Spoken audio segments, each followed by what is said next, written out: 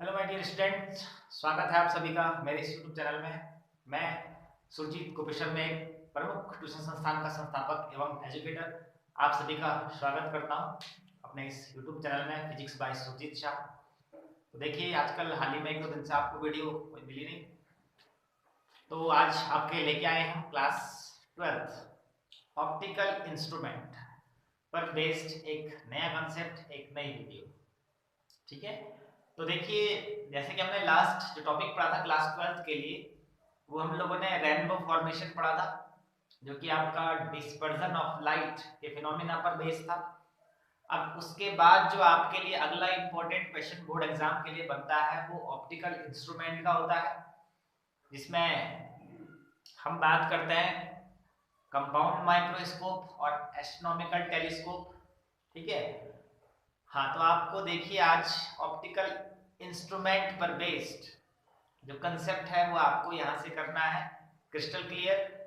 Construction हो गया, इसका जो डेरिवेशन हो गया, जो मैग्नीफाइंग पावर है, ये पूरा का पूरा कंसेप्ट जो है आप लोग को एकदम क्रिस्टल क्लियर करना है। ठीक है, यस। तो देखिए, ज्यादा बात ना करते हुए आपको लेके चलते हैं वीडियो के ऊपर, जो कि आपका ऑप्टिकल इंस्ट्रूमेंट पर बेस है। ठीक है, तो देखिए माय डियर स्टूडेंट्स, आपको पता है ऑप्टिकल इंस्ट्रूमेंट्स यानी कि ऐसे इंस्ट्रूमेंट जिनमें कुछ ऑप्टिकल डिवाइसेस का यूज हो रहा है। क्लियर? और आपको पता है ऑप्टिकल डिवाइसेस जैसे लेंस, सबसे पहला क्या है? लेंस। तो ऑप्टिकल जो इंस्ट्रूमेंट है, इसकी सीरीज में सबसे पहला जो इंस्ट्रूमेंट होता है वो है एक ह्यूमन आई, हमारा आंख। ठीक है, तो जो हमारी आंख है ये सबसे पहला क्या है? इंस्ट्रूमेंट है, ऑप्टिकल इंस्ट्रूमेंट, जिसकी सहायता से हम देख पाते हैं नजदीक की वस्तुओं को भी और दूर की वस्तुओं को भी देख पाते हैं। ठीक है, तो सबसे पहला जो ऑप्टिकल इंस्ट्रूमेंट है वो तो हमारा आई है। क्लियर? लेकिन जो हमारी आंख है, ठीक है ना, तो वो हमें किसी माइन्यूट ऑब्जेक्ट या बहुत दूर जो ऑब्जेक्ट है, ठीक है, इनका एक क्लियर विजन नहीं दे सकता।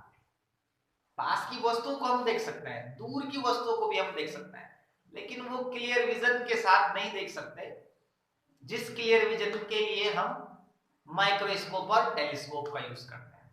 ठीक है, यस। तो देखिए, सबसे पहले मैं बात करता हूं एक्यूमुलेशन पावर ऑफ आई, नेत्र की समंजस क्षमता। तो जैसे कि आप लोग जानते हैं कि जो हमारी आंख है, ह्यूमन आई है, वो पास के ऑब्जेक्ट को भी क्लियरली देख पाती है और दूर के ऑब्जेक्ट को भी देख लेती है। क्यों?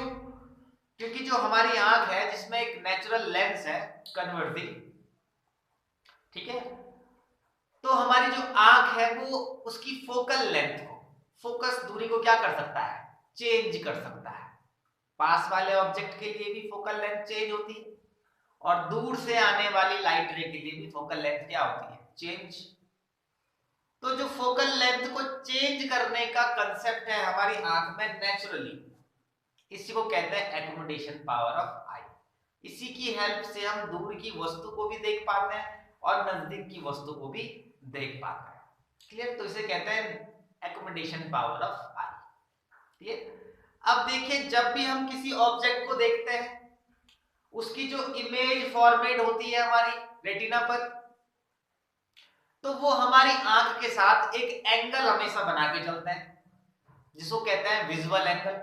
यानी कोई ऑब्जेक्ट है, वो ऑब्जेक्ट हमारी आंख पर क्या सबस्टेंड करेगा? एक एंगल।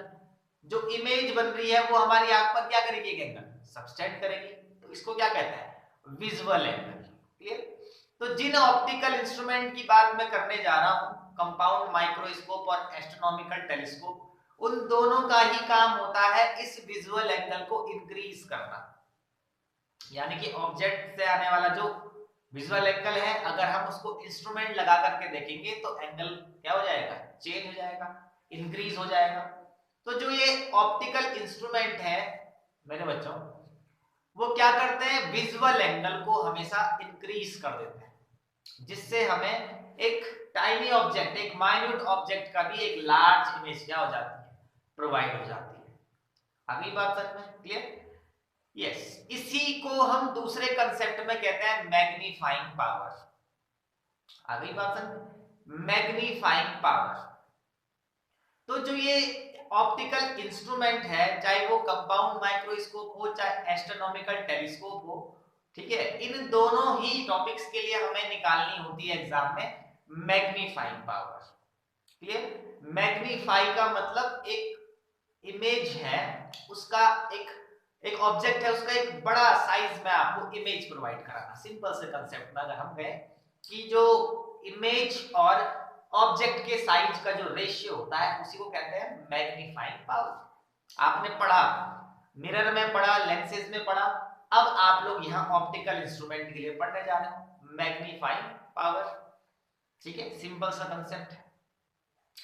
तो जैसे आपने अभी लेंस और मिरर में पढ़ा, तो आपने पढ़ा मैग्नीफाइंग पावर यानी कि जो साइज ऑफ इमेज और साइज ऑफ ऑब्जेक्ट है, इन दोनों का जो क्या है, रेशियो है। ठीक, आपको पता है जो हमने पढ़ा अभी m is equal to v by u, ये आपको पता है इमेज के लिए यूज होता है, ये ऑब्जेक्ट के लिए यूज होता है। तो जो ये इमेज और ऑब्जेक्ट का रेशियो था, इसे ही हम कह रहे थे लीनियर मैग्निफिकेशन पावर।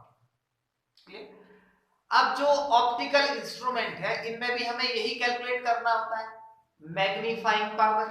ठीक है, बस फर्क यहां पर होता है कि जो लेंस और मिरर के लिए आपने वहां पढ़ा था और जो आप यहाँ ऑप्टिकल इंस्ट्रूमेंट के लिए पढ़ रहे हो, क्लियर? तो मैंने आपको बताया ऑप्टिकल इंस्ट्रूमेंट, ये जो कंपाउंड माइक्रोस्कोप टेलीस्कोप है, इनका काम है विजुअल एंगल को बढ़ाना, एंगल को इंक्रीज करना। तो यहां पर सेम वही कंसेप्ट वही रहेगा, इमेज, लेकिन इमेज के साथ बनने वाला angle, you it means object, यानी कि ऑब्जेक्ट के साथ बनने वाला एंगल। तो एंगल यहां पर लेने हमने मैग्नीफाइंग पावर के लिए, जब आप पढ़ोगे ऑप्टिकल इंस्ट्रूमेंट। क्लियर? और जब आप लेंसेज पढ़ रहे हो, मिरर पढ़ रहे हो, तो वहां तो सिंपल सा कंसेप्ट होता है साइज ऑफ जो आपका इमेज है और साइज ऑफ जो ऑब्जेक्ट है, उनका रेशियो। क्लियर? बस यहां पर उसी इमेज और ऑब्जेक्ट के साथ आपने क्या ऐड कर देना है, विजुअल एंगल। ठीक है, तो हमें यहाँ पर एंगल का रेशियो चाहिए होता है जो इमेज के साथ और ऑब्जेक्ट के साथ बनता है, उन दोनों एंगल के रेशियो को कहते हैं यहाँ पर मैग्नीफाइंग पावर। ठीक है, तो देखिए आपको लेके चलते हैं ऑप्टिकल इंस्ट्रूमेंट में, जो हमारा टॉपिक है कंपाउंड माइक्रोस्कोप। ठीक है, तो देखिए सिंपल माइक्रोस्कोप भी होता है। ठीक है, तो सिंपल माइक्रोस्कोप बच्चे इजीली खुद भी सीख सकते हैं। ठीक है ना? अगर नहीं आएगा तो कमेंट करेगा, आपको सिखाएंगे सिंपल माइक्रोस्कोप भी। ठीक है, तो मैं जो कॉम्प्लिकेटेड टॉपिक है वो आपके पास लेके आ रहा हूं। तो जैसे कंपाउंड माइक्रोस्कोप है, ठीक है, तो वो थोड़ा कॉम्प्लिकेटेड है सिंपल से, तो इसलिए मैं इसे आपको समझा रहा हूं। क्लियर? तो सबसे पहले आपको पता होना चाहिए माइक्रोस्कोप क्या है। तो आपको पता है जो माइक्रोस्कोप होता है, ठीक है, वो जो माइन्यूट टाइनी ऑब्जेक्ट होते हैं, ठीक है ना, उनको क्या करता है, एक लार्ज इमेज हमें प्रोवाइड करता है, जिससे हम उन्हें क्लियरली देख पाते हैं। ठीक है, जो छोटी वस्तुएं हैं उनका क्या करता है, बड़ा प्रतिबिंब हमारे आंख पर बनाता है, एक बड़ा दर्शन कोण, विजुअल एंगल हमारी आंख पर बनाता है, जिससे हमें उसी छोटी जो माइन्यूट ऑब्जेक्ट है, जो वो छोटी वस्तु है, उसका एक बड़ा प्रतिबिंब क्या होता है, प्राप्त होता है। ठीक है ना? अब आपको पता है कंपाउंड जो माइक्रोस्कोप है, ये प्रेजेंट टाइम में हमारे जो लाइफस्टाइल है, इसमें बहुत सारी जगहों यूज किया जाता है। जितने भी प्रैक्टिकली कंसेप्ट हैं वहां पर हमें इसकी जरूरत होती है, खासकर जो आपका बायो सेक्शन होता है, बायोलॉजिकल। ठीक है, तो वहां पर हम लोग इसका बहुत ज्यादा यूज करते हैं। ठीक है, तो आइए कंपाउंड माइक्रोस्कोप के कंसेप्ट की ओर आपको लेके जाते हैं। तो देखिए यहाँ पर मैंने एक कंस्ट्रक्शन ऑलरेडी करके रखा हुआ है, जो इसका कंस्ट्रक्शन है वो मैंने ऑलरेडी करके रखा हुआ है। ठीक है, तो देखिए यहाँ पर ध्यान से, यहाँ पर दो लेंसेज का यूज किया गया है जो कि कन्वर्जिंग लेंस है। ठीक है, आपको पता है कॉन्वेक्स लेंस को कन्वर्जिंग लेंस बोलते हैं। ठीक है, तो दो लेंसेज रहते हैं इसमें डिफरेंट डिफरेंट साइज के। ठीक है, ये पहला लेंस है जिसको हम बोलते हैं ऑब्जेक्टिव, क्योंकि ये लेंस होता है ऑब्जेक्ट को फेस करने के लिए। ठीक है, तो जो ऑब्जेक्ट को फेस करेगा वो ऑब्जेक्टिव, और जो ऑब्जेक्टिव लेंस से हमें, ठीक है ना, लार्ज इमेज प्रोवाइड करता है, ठीक है, जो हमारे आंखों के सामने होता है, उसको कहते हैं आईपीस। ठीक है, तो ये आईपीसी होता है जो हमें लार्ज मैग्नीफाई इमेज क्या करता है, प्रोवाइड करता है। ठीक है, आईपीस। तो दो लेंस होते हैं डिफरेंट डिफरेंट साइज के, जो ऑब्जेक्टिव है वो छोटा लेंस होता है कॉन्वेक्स लेंस, और जो आईपीस होता है आंख के सामने वो थोड़ा क्या होता है, बड़ा होता है साइज में। ठीक है ना? यस, तो यहाँ पर सारा रोल जो है कि ऑब्जेक्टिव और आईपीस का ही है। बाकी जो ये दोनों के दोनों लेंस होते हैं एक ट्यूब से कनेक्टेड रहते हैं। रैक पिनियन मेथड्स आप लोगों ने देखा होगा, पढ़ा होगा, जब स्कूल में पढ़ाया होगा आपके टीचर्स ने, ठीक है ना। तो जो रैक पिनियन अरेंजमेंट होता है उससे कनेक्ट रहते हैं दोनों के दोनों लेंस आपस में, ठीक है। यस, तो देखिए प्रोसीजर होता क्या है इसमें, ठीक है। तो यहाँ पर जो ऑब्जेक्टिव लेंस है, क्लियर, मैं इसको आपको एक बार बना करके रफली दिखा देता हूँ, ठीक है ना। यहाँ पर मैंने इसको कंप्लीटली बनाया है, पर कैसे बनाया है मैं आपको बताता हूँ यहाँ पे, ठीक है। तो देखिए सबसे पहले मैं डिफरेंट डिफरेंट साइज के दो लेंस यहाँ पर लेता हूँ।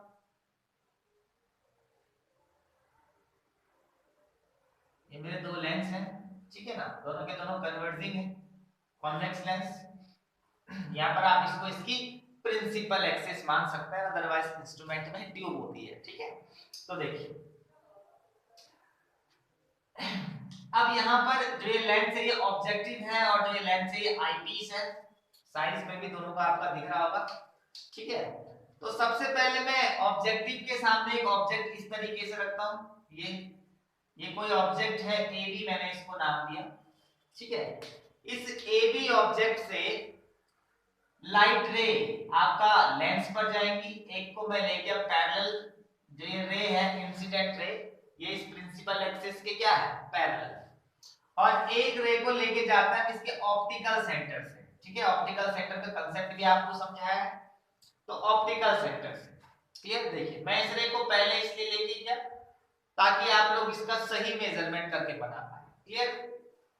अब आपको पता है कि जो ऑप्टिक सेंटर से जाती है वो बिना डिस्पैच हुए, बिना किसी बैंड हुए सीधा आगे निकल जाती है, क्लियर। यानी कि ऑप्टिकल सेंटर से जाने वाली रे जो है वो क्या नहीं होती है, बैंड नहीं होती है, वो स्ट्रेट आपका ट्रेवल करती है। लेकिन जो ये पैरेलल रे मैंने यहाँ पर डाली है प्रिंसिपल एक्सिस के, ये जब एक मीडियम से दूसरे मीडियम में जाएगी तो इसका रिफ्लेक्शन होगा, यानी कि ये बैंड हो जाएगी, क्लियर। तो यहाँ पर इस तरीके से बैंड हो जाती है ये, ठीक है। तो ये भी अब रिफ्लेक्टेड रे है और ये भी क्या है, रिफ्लेक्टेड रे। रिफ्लेक्टेड रे जहां पर प्रिंसिपल एक्सिस को कट करती है वहां पर मिलता है फोकस। आपको पता है जो एक लेंस होता है उसके दो फोकस होता है, ठीक है ना। लेंस के दो फोकस, तो एक फोकस इधर कहीं होगा तो इस सरफेस का एक फोकस इधर कहीं होगा, ठीक है। तो जहां पर रिफ्लेक्टेड रे प्रिंसिपल एक्सिस को कट करती है वहां पर आपको मिलता है फोकस। तो ऑब्जेक्टिव से ये सब हुआ है, तो ये ऑब्जेक्टिव का फोकस होगा यहाँ पर, ऑब्जेक्टिव का, ठीक है। अब देखिए दोनों के दोनों रिफ्लेक्टेड रे जिस पॉइंट पर एक दूसरे को इंटरसेक्ट करती है, तो मेरे बच्चों वही आपको मिलती है इमेज। तो ये एक इन्वर्टेड इमेज आपको मिली, ठीक है ना। ये ऑब्जेक्ट जो ए बी था, इसी ए बी की इमेज आपको यहाँ पर ये a डैश b डैश मिलती है, ये यहाँ पर, क्लियर। तो जो ये a डैश b डैश है ये आपका क्या है, इमेज है, जो फॉर्म हुई किससे, ऑब्जेक्टिव से, क्लियर। जो साइज में ऑब्जेक्ट से थोड़ा ही बड़ी होती है, क्लियर। यही तो है कि जो कंपाउंड माइक्रोस्कोप है यहाँ पर जो मैग्नीफाइंग है, मैग्निफिकेशन है, उसका दो बार फिनोमेना होता है, एक बार ऑब्जेक्टिव से और फिर आपका आईपीस से, क्लियर। तो ऑब्जेक्टिव जो लेंस है उसने ए बी ऑब्जेक्ट का एक इमेज हमें यहाँ पर प्रोवाइड किया a डैश b डैश, जो कि साइज में थोड़ा ही उससे क्या है, मैग्नीफाई है, ठीक है। अब देखिए जो ये इमेज है ये आ गई इस दूसरे लेंस के साथ जो कि आईपीस है, क्लियर। इसका कंसेप्ट समझाने से पहले जो ऑब्जेक्टिव आपने बनाया उसके लिए कंप्लीट हम इसको कर देते हैं। तो ऑब्जेक्टिव यानी कि इसका ऑब्जेक्ट ये है और ये है लेंस। तो ऑब्जेक्ट से और लेंस की डिस्टेंस होती है u, लेकिन ये ऑब्जेक्टिव का ऑब्जेक्ट है तो इसको o।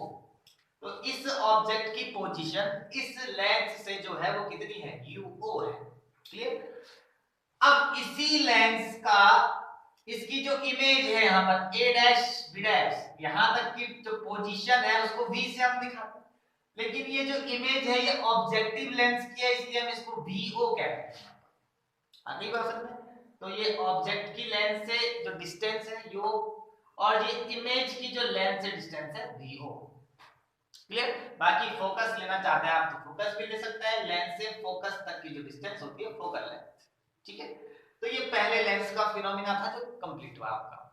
अब देखिए जो ये इमेज आपको ऑब्जेक्टिव ने फॉर्म करके दी है, ठीक है, वो है यहाँ पर सपोज, तो जो ये इमेज आपको यहाँ पर मिली है ऑब्जेक्टिव से, क्लियर, ये इमेज इस लेंस के लिए काम करती है ऑब्जेक्ट का, ठीक है, यानी कि जो पहले लेंस से ऑब्जेक्टिव से हमें इमेज मिली ए डैश बी डैश, ये इस दूसरे आईपीस के लिए क्या है, एक ऑब्जेक्ट, क्लियर। तो ऑब्जेक्ट है तो इसका भी डेफिनेट सी बात है, हमें क्या मिलेगा, इमेज मिलेगा, लार्ज मैग्नीफाइड इमेज, ठीक है।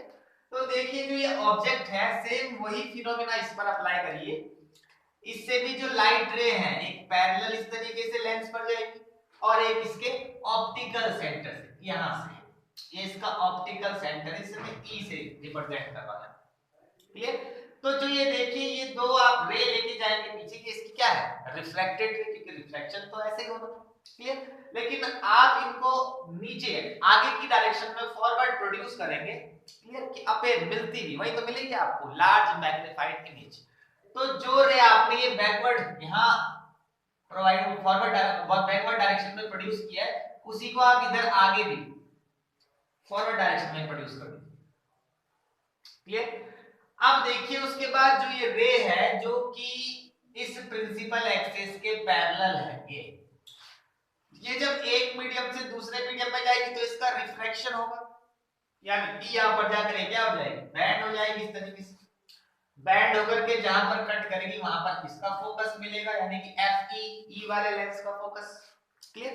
तो इसी को आप यहां आगे रिप्रोड्यूस कीजिए इस तरीके से, तो जहां पर ये एक दूसरे को इंटरसेक्ट करते हैं वहीं पर आपको मिलती है ये इमेज, ये जो आपको मिली यहां पर, तो जो यहां पर आपको ये मिल गया यही है इसकी इमेज, ये फाइनल इमेज, ये वाली देख पा रहे होंगे आप सब, ये तो A double dash B double dash, ये आपको मिलती है फाइनल इमेज, मैग्नीफाइड इमेज, ये इन्वर्टेड भी है और मैग्नीफाइड भी, क्योंकि ऑब्जेक्ट था ये ए बी, तो इसी ए बी का जो अभी हमें ये इमेज मिल गया, देखो ये A double dash B double dash, तो देख लिया होगा आप लोगों ने इस साइज में दोनों का फर्क है, यानी कि ये जो इमेज है ये मैग्नीफाइड इमेज है, इस लेंस से क्या भी है, मैग्नीफाइड, क्लियर। तो ये कंपाउंड माइक्रोस्कोप है, टेलीस्कोप है, इन दोनों का काम यही होता है, एक माइन्यूट ऑब्जेक्ट को क्या करना है, हाई मैग्नीफाइड इमेज आपको प्रोवाइड करना, क्लियर। तो ये कंसेप्ट है आपका। अब देखिए यहां पर जो ये आईपीस के लिए ऑब्जेक्ट था, ये वाला जो ऑब्जेक्टिव का इमेज था, ठीक है, तो ये तो ऑब्जेक्ट हो गया इसके लिए, तो इसके ऑब्जेक्ट से इसके लेंस की डिस्टेंस भी यूई होगी, लेकिन ये आईपीस वाले का तो हमसे यूई से दिखाता है, क्लियर। और सेम वही जो आपका लेंस है और जो उसकी इमेज आपको मिली है वहां तक की डिस्टेंस होती है v,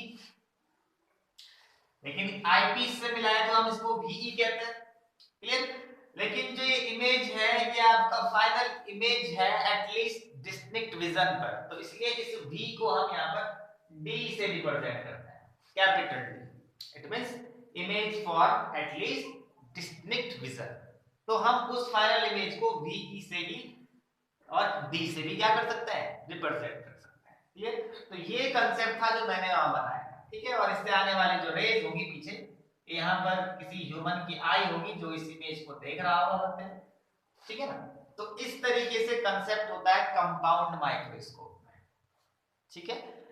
तो कंपाउंड माइक्रोस्कोप आपका एक कंसेप्ट है जो बोर्ड एग्जाम में आपको मार्क्स दिला सकता है अगर एग्जाम में आ गया तो, ठीक है ना। तो बहुत ध्यान से देखिए, हमें इसमें करना कुछ नहीं होता, बस आपको एक कंस्ट्रक्शन बनाना होता है और इसकी मैग्नीफाइंग पावर कैलकुलेट करनी होती है, ठीक है, जो कि दो आपकी मैग्नीफाइंग पावर निकलेगी, एक ऑब्जेक्टिव की और एक आईपीस की, तो वो दोनों मैग्नीफाइंग पावर का जो प्रोडक्ट है वो होती है कंपाउंड माइक्रोस्कोप की मैग्नीफाइंग पावर, ठीक है। यानी कि ऑब्जेक्टिव की मैग्नीफाइंग पावर, आईपीस की मैग्नीफाइंग पावर का जो प्रोडक्ट है वो पूरे कंपाउंड माइक्रोस्कोप की मैग्नीफाइंग पावर होती है, क्लियर। तो वो मैग्नीफाइंग पावर हम कैसे कैलकुलेट करते हैं वो आपको अब सिखाएंगे यहाँ पर, ठीक है। उससे पहले आपको पता है मैग्नीफाइंग पावर निकालना है तो ये बीटा अल्फा चाहिए होगा, it means angle subtended by image at eye and angle subtended by object at eye, clear. तो ये एंगल कहाँ कहाँ पर होंगे तो इसी फिगर में समझा देता हूँ। तो इमेज तो ये रही आपकी फाइनल, ठीक है। तो देखिए यहाँ पर एक एंगल आपका बन रहा होगा, ये है आपकी फाइनल इमेज के लिए ये। तो देखो ये एक एंगल बना रहा है यहाँ पर ये बीटा, इसी बीटा को कहते हैं angle subtended by image at eye, ठीक है। ये देखो इमेज के साथ एक बड़ा ट्रायंगल आपको नजर आ रहा हो, तो ये बीटा है। तो सर अल्फा कहां बनेगा ऑब्जेक्ट के साथ, तो देखिए फाइनल ऑब्जेक्ट आपका था a डैश b डैश, इसी के बराबर की लेंथ इसमें कट कर दीजिए यहां पर, तो इसको भी मिलाइए वहां आई पीस के साथ। यही तो है जो ऑब्जेक्ट और इमेज हमें प्रोवाइड कर रहा है फाइनली। तो जो इस ऑब्जेक्ट के बराबर की हाइट आपने यहां पर कट की a double dash b triple dash, तो ये भी आई पीस के सेंटर पर, ऑप्टिक सेंटर पर एक एंगल बनाएगा, ठीक है ना। ये जो एंगल आपको दिख रहा होगा ये वाला, इसके साथ बनता है जो ये एंगल आपको जो दिख रहा है यही होता है आपका अल्फा, ठीक है। तो ये अल्फा और बीटा हमने बस सॉल्व करने, मैग्नीफाइंग पावर हमें मिल जाएगी, ठीक है।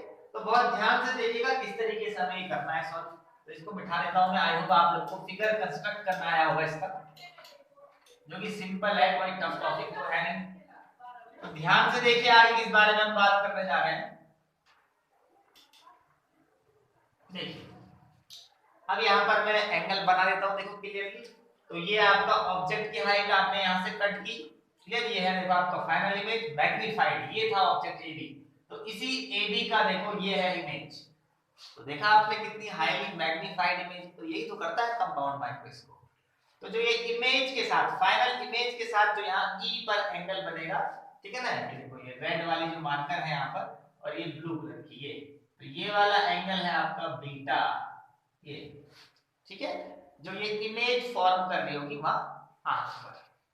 और जो ये आपने ऑब्जेक्ट का साइज कट किया है यहाँ पर, ठीक है ना, ये ऑब्जेक्ट जो ये एंगल बनाया गया यहाँ पर, ये वाला ये है आपका अल्फा, ये तो इसी बीटा और अल्फा के रेशियो को कहते हैं magnifying power of compound microscope, ठीक है ना। बाकी ऑब्जेक्ट और उसके लेंस की डिस्टेंस आपका यूओ, क्योंकि ऑब्जेक्टिव का ऑब्जेक्ट और उसकी जो इमेज है ये वहां तक की डिस्टेंस आपकी हो जाएगी वीओ। फिर ये जो इमेज है वो इस लेंस के लिए ऑब्जेक्ट है, तो इसको हम यूई कहते हैं। ये फाइनल इमेज है तो उससे लेंस की डिस्टेंस हो जाएगी बीई, जिसे हम कहते हैं बी। तो बस इतना कुछ लिखना होता है आप लोग को, सिंपल सा कंसेप्ट है, ठीक है। तो अब देखिए ध्यान से कैसे हम मैग्नीफाइंग पावर को कैलकुलेट करेंगे। तो देखिए बच्चों, मैग्नीफाइंग पावर निकालने का मतलब है बीटा और अल्फा का रेशियो, यानी कि angle subtended by image at eye beta, और अल्फा का मतलब angle subtended by object at eye alpha, clear. तो बीटा और अल्फा कैलकुलेट करना होता है, चाहे आप सिंपल पढ़ रहे हैं, चाहे कंपाउंड पढ़ रहे हैं, चाहे एस्ट्रोनॉमिकल टेलीस्कोप पढ़ रहे हैं, तो तीनों के तीनों टॉपिक में ये बीटा और अल्फा निकालना होता है, ठीक है। तो देखिए बीटा के लिए एक राइट एंगल ट्रायंगल हमें दिख रहा है ए डबल डैश ई, और ये आपका बी डबल डैश। तो ये A double dash E B double dash को ट्रायंगल आपको नजर आ रहा है, यहां से कैलकुलेट करेंगे हम बीटा का वैल्यू। तो आइए, in a triangle A double dash E B double dash, ठीक है ना। जब भी फिजिक्स में एंगल की बात होती है तो हम यूज करते हैं tan थीटा को, tan थीटा, लेकिन हम निकाल रहे हैं बीटा, तो tan बीटा पड़ेगा उसको। तो in a triangle A double dash E B double dash by using tan beta. तो आइए tan beta is equal to tan beta आप लिख सकते हैं इसे, जिसका फॉर्मूला होता है परपेंडिकुलर अपॉन बेस। तो देखिए ध्यान से, जो एंगल पूछा गया होता है उसके सामने होता है परपेंडिकुलर। तो बीटा के सामने आपका है A double dash B double dash, तो ये है perpendicular A double dash B double dash is divided by base. तो बेस आपको नजर आ रहा है ए डबल डैश और कौन है ई, क्योंकि यहाँ 90 बन रहा होगा, 90 के सामने होता है हाइपोटेन्यूज। तो ए डबल डैश ई ये बेस है आपका ए डबल डैश ई। तो ये निकल गया बीटा का वैल्यू। अब निकालना है अल्फा। तो अल्फा के लिए दूसरा ट्रायंगल देखिए ये है A double dash B triple dash और ये ई, तो ये है आपका अल्फा। यहां से अल्फा मिलेगा, ये ट्रायंगल देखिए छोटा वाला, ठीक है। तो in a triangle A double dash B triple dash E by using tan alpha, तो tan alpha, alpha is equal to tan alpha is equal to perpendicular upon base, ठीक है। परपेंडिकुलर वही जो एंगल पूछा गया होता है उसके सामने की साइड, तो A dash B double dash triple dash, A double dash B triple dash perpendicular हो गया, divide by base, base common है वही जो पहले वाले का था, A double dash E, A double dash E, clear. तो ये अल्फा और बीटा हमने निकाल दिया। अब देखिए माय डियर स्टूडेंट, ये अल्फा और बीटा का वैल्यू रखेंगे हम यहाँ, ठीक है ना। तो आइए put the value of alpha and beta, ठीक है ना। तो आइए m is equal to beta, beta का वैल्यू है ये रहा a double dash b double dash divide by a double dash e, ये तो है बीटा का value, divide by alpha, alpha का वैल्यू है आपका a double dash b triple dash divide by a double dash e, clear. तो ये values रख दी दोनों। अब आपको कांसेप्ट पता है, फ्रैक्शन के नीचे फ्रैक्शन हो तो ऊपर का फ्रैक्शन एज इट इज और नीचे वाला जो फ्रैक्शन होता है वो मल्टीप्लाई बाय क्या होता है, reciprocal. a double dash e is divided bye a double dash b triple dash, तो a डबल डैश e से a डबल डैश e हो जाएगा कैंसिल, तो m इज इक्वल टू आपके पास बचेगा a double dash b double dash divide by a double dash b triple dash, clear. अब देखिए आपको मालूम है, आपको क्या मालूम है कि जो ये हाइट थी a double dash b triple dash, ये किसके बराबर काटी थी हमने, a डैश b डैश, यानी कि जो a double dash b triple dash है उसकी जगह पर हम किसके लिख सकते हैं, a डैश b डैश को, क्योंकि ये हाइट इसी के सिमिलर तो ली है बच्चों आपने। a double dash b triple dash किसके सिमिलर ली है, a डैश b डैश के बराबर। तो जहां पर a double dash b triple dash आया है यहाँ पर, वहां पर हम a डैश b डैश कह सकते हैं। तो आइए m इज इक्वल टू हो जाएगा a double dash b double dash is divided bye a double dash b triple dash, जिसको हम कह सकते हैं a dash b dash, clear. तो देखिए कितना सिंपल है, a double dash b double dash क्या है, a double dash b double dash क्या है, साइज ऑफ इमेज, और a डैश b डैश क्या है, साइज ऑफ ऑब्जेक्ट। तो इसी ऑब्जेक्ट का तो इमेज ये है, यहाँ इसी ऑब्जेक्ट का तो ये इमेज है, तो इमेज का साइज और ऑब्जेक्ट के साइज को क्या कहते हैं, मैग्नीफाइंग पावर। तो जो ये इमेज है और जो ये ऑब्जेक्ट है वो कौन से लेंस का है, आईपीस का, यानी कि जो ये फॉर्मूला यहाँ पर आया है ये किसके मैग्निफिकेशन है, आईपीस वाले लेंस के मैग्निफिकेशन का, क्लियर। तो देखियो m इज इक्वल टू, इसी को हम कह सकते हैं me, it means magnifying power of eyepiece. Magnifying power क्या होती है, साइज ऑफ इमेज और साइज ऑफ ऑब्जेक्ट का रेशियो। तो जिसकी ये इमेज है किसी ऑब्जेक्ट की तो है, तो इन दोनों के रेशियो को ही कहेंगे हम मैग्नीफाइंग पावर। तो ये आईपीस का है, क्लियर। इसी तरीके से जो आपका ये यहाँ पर ऑब्जेक्टिव होगा, तो ऑब्जेक्टिव के लिए क्या ले सकते हैं, यहीं पर मल्टीप्लाई कर दीजिए। तो ऑब्जेक्टिव की इमेज कौन है, a dash b dash, objective की इमेज कौन है बच्चा, a डैश b डैश, और ऑब्जेक्टिव का ऑब्जेक्ट कौन है, ab, ऑब्जेक्ट कौन है, ab, ये, क्लियर। तो इमेज का साइज और ऑब्जेक्ट के साइज को रेशियो क्या कहता है, मैग्नीफाइंग पावर। तो ये ऑब्जेक्टिव की मैग्नीफाइंग पावर हो जाएगी, क्लियर। और आपको पता होना चाहिए कि कंपाउंड माइक्रोस्कोप का मतलब कि मैग्नीफाइंग पावर का मतलब क्या है, ऑब्जेक्टिव और आईपीस की मैग्नीफाइंग की पावर का प्रोडक्ट।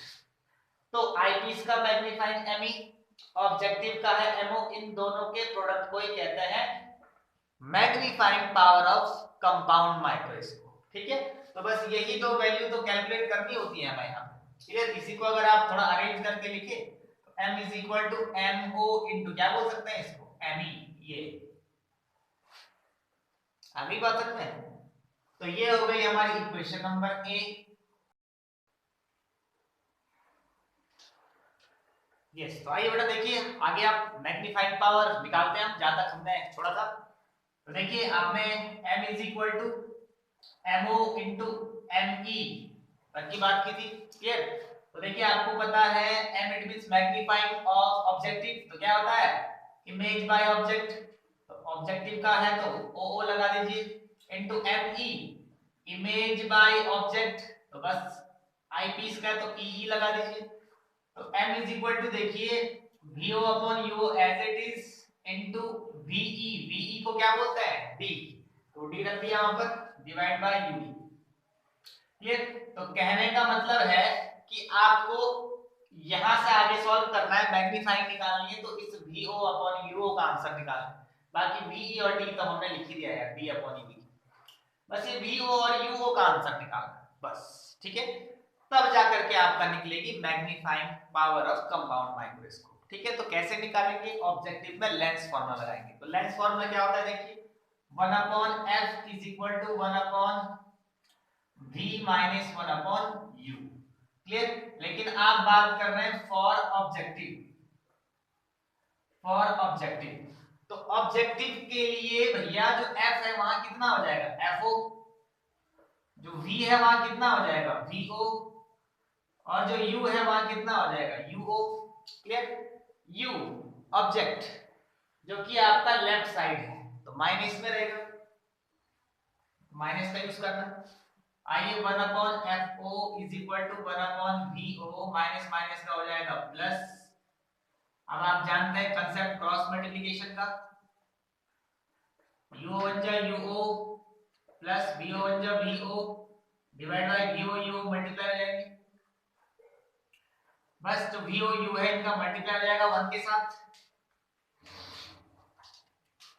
तो आइए vo u को 1 से इंटू करिए divide by fo is equal to यहां बचेगा uo प्लस vo, सिंपल।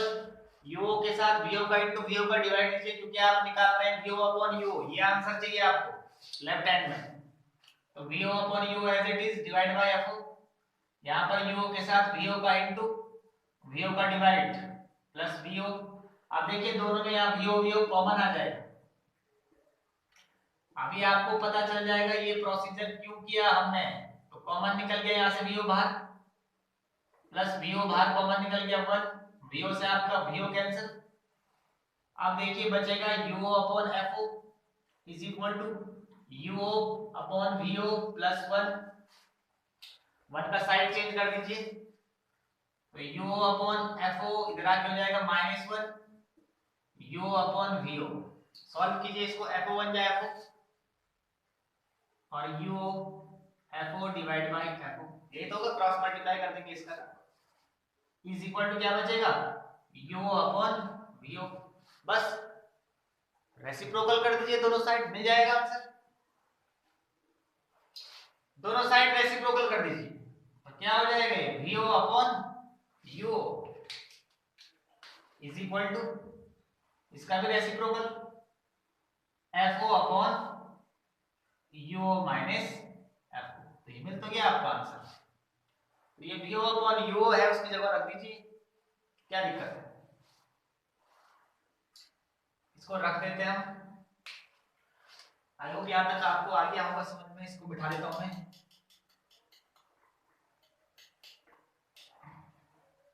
तो देखिए फ्रॉम इक्वेशन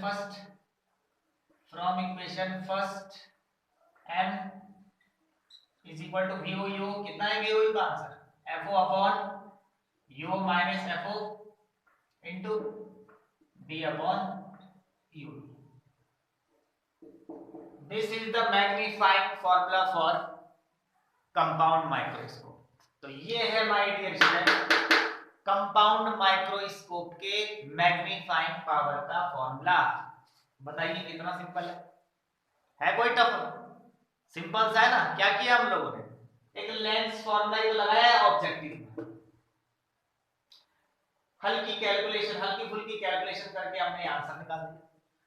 तो एग्जाम में पूछा जाएगा कि find the magnifying power of compound microscope, तो यहां तक आपको करना है, क्लियर।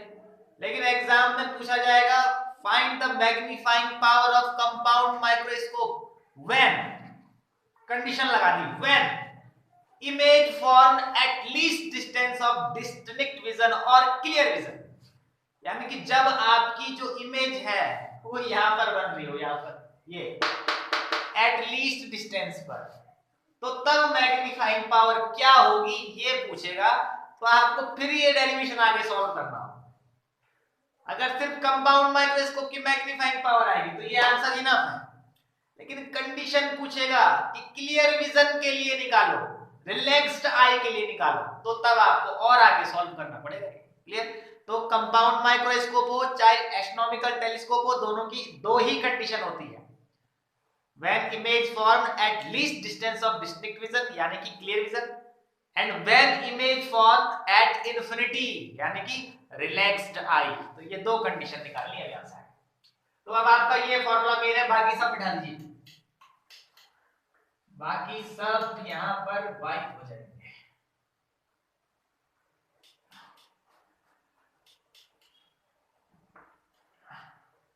तो आइए बेटा, क्लियर विजन, क्लियर विजन यानी कि आईपीस की बात हो रही है, तो आईपीस को सॉल्व करना है। तो आइए लिखता हूं मैं for clear vision, for clear vision यानी कि ये पहली कंडीशन है,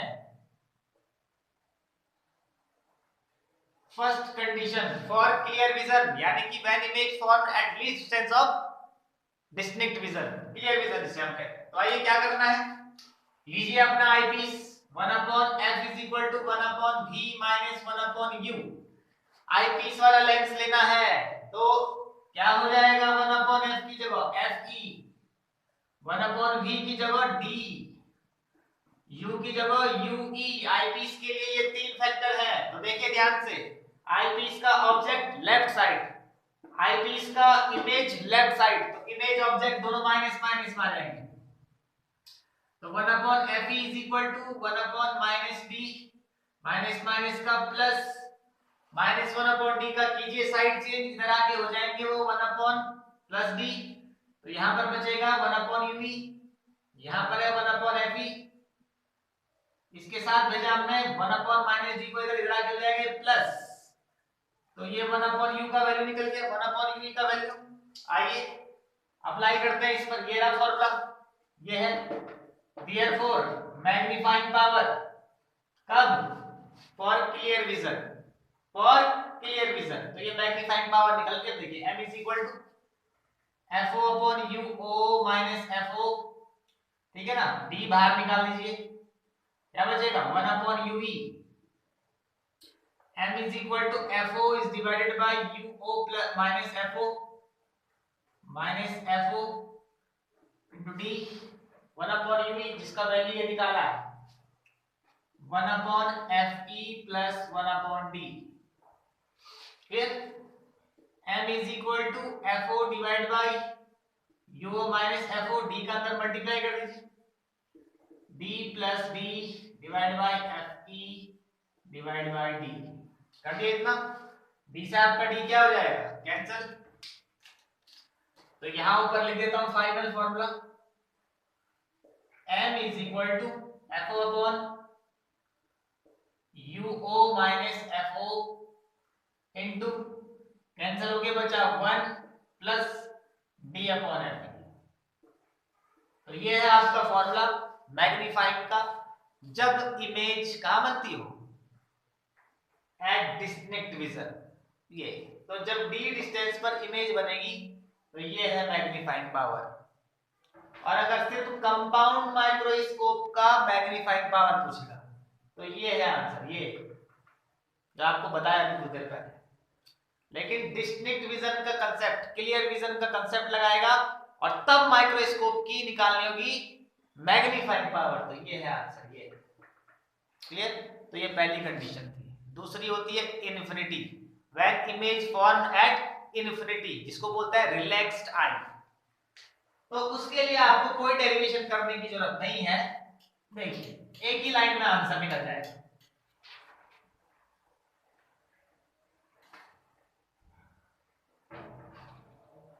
तो जो यहां से आगे सेकंड कंडीशन होती है, ठीक है, दूसरी कंडीशन वो होती है when image form at infinity. तो अगर इन्फिनिटी पर इमेज बन रही होगी, ये इमेज कहां बन रही होगी, इन्फिनिटी पर, तो तब क्या होगा, सर इमेज इन्फिनिटी पर तो तब बनती है जब ऑब्जेक्ट कहां रखा होगा, फोकस पर। जब ऑब्जेक्ट कहां रखा होगा, फोकस पर, तभी तो ये इन्फिनिटी पर बनेगी। ये इमेज इन्फिनिटी पर तब बनेगी मेरे स्टूडेंट जब इस इमेज का ऑब्जेक्ट उसके लेंस के किस पर होगा, फोकस पर। तो ये यूई जब किस पर होगा, इसके फोकस पर, एफई पर, तब ये कहां मिलेगी आप, इन्फिनिटी। यानी कि यूई की जगह बस क्या लिखना है आपको, एफई। यानी कि ऑब्जेक्ट जब फोकस पर रहेगा तो इमेज कहां मिलेगी, इन्फिनिटी पर। तो आइए अप्लाई कीजिए, m is equal to FO by UO minus FO into D upon UE की जगह आ जाएगा FE। That is your answer. बस इतना करना था भाई, सिंपल सा कंसेप्ट है कि इमेज आपको इन्फिनिटी पर कब मिलेगी या रिलैक्स्ड आई वाली एडजस्टमेंट क्या है, तो आपको तुरंत दिमाग में लगाना है कि बस ऑब्जेक्ट जो है ये यूई ये कहां होगा, फोकस पर, लेंस के फोकस पर होगा। तो अपने आप उसकी इमेज कहां बन जाएगी, इन्फिनिटी पर बन जाएगा। तो ये था मेरे बच्चों आपका कंपाउंड माइक्रोस्कोप का कांसेप्ट। आई होप आप लोगों ने एंजॉय किया होगा इस वीडियो को। अगर आपको ये पसंद आए तो आप इसे शेयर, सब्सक्राइब और बेल आइकन को जरूर प्रेस करिए ताकि मेरी वीडियो का नोटिफिकेशन मिले आपको सबसे पहले। क्लियर? तो खूब प्रैक्टिस करिएगा, जहां पर कांसेप्ट समझ में आए बार-बार वीडियो को रिपीट करके देखिएगा, बिना स्किप किए, तो ही आपको समझ आएगा। ठीक है, तो बार-बार प्रैक्टिस करिए। आपके बोर्ड एग्जाम के लिए बहुत ज्यादा इंपॉर्टेंट क्वेश्चंस हैं। अगर आ गए तो भैया 5 नंबर आपको चुटकियों में दिला के लेके चले जाएंगे। ना कोई थ्योरी है, ना कोई कुछ है, ना कोई प्रिंसिपल, कुछ नहीं लिखना है। बस एक बढ़िया सा कंस्ट्रक्शन बनाना है, थोड़ा सा कंस्ट्रक्शन में रिलेटेड जो बातें हैं उनको लिखनी है और अपने डेरिवेशन पे आ जाना है। ठीक है ना, याद रखिएगा magnifying power of compound microscope, जो कि आपका ये है। क्लियर? फर्स्ट आप conditions, find the magnifying power of compound microscope when the image form at least distance of distinct vision, यानी कि क्लियर विजन के लिए, तो तब आपका आंसर ये है। और अगर आपको पूछा जाएगा find the magnifying formula for या power for compound microscope when the image form at infinity, it means relaxed eye, तो तब आपका आंसर ये है। तो ये 3 कंडीशंस के लिए आपने आंसर को सॉल्व करना है, तब जाके आपको एग्जाम में अच्छे मार्क्स मिलेंगे। क्लियर? तो अगर आपको पसंद आई वीडियो तो शेयर और सब्सक्राइब करना ना भूलें। ओके, तो आपसे मिलते हैं अगली वीडियो में। थैंक यू आप सबको।